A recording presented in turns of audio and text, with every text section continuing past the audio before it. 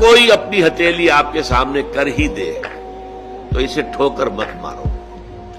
اس نے عزت نفس جو ہے اپنی ہتھیلی پر رکھ کر آپ کے سامنے رکھ دی ہے. اب تمہاری مروت، تمہاری شرافت کا تقاضا یہ ہے کہ اما السائل فلا تنہر، اب انہیں جھڑکنا نہیں ہے، ڈانٹ ڈپٹ نہیں کرنی.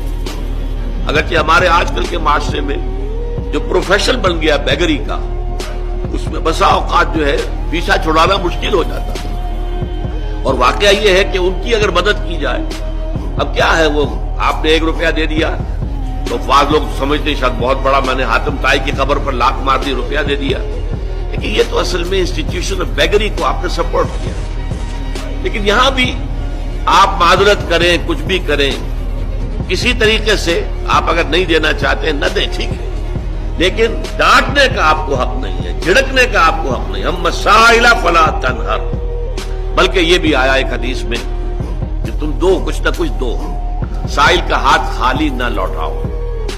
یہاں تک ایک حدیث میں الفاظ ہیں سائل کو ضرور دو، خواہ وہ گھوڑے پر سوار ہو کر تمہارے پاس آیا. گھوڑے پر سوار ہو کر آنے والا جو ہے وہ تو صاحب عزت، صاحب حیثیت انسان ہوتا تھا نا. گھوڑا تو عرب میں ہر ایک کے پاس نہیں ہوتا تھا. اونٹ تو کہہ سکتے ہیں آپ کے بہت عام تھا، بھیڑیں بکریاں عام تھیں.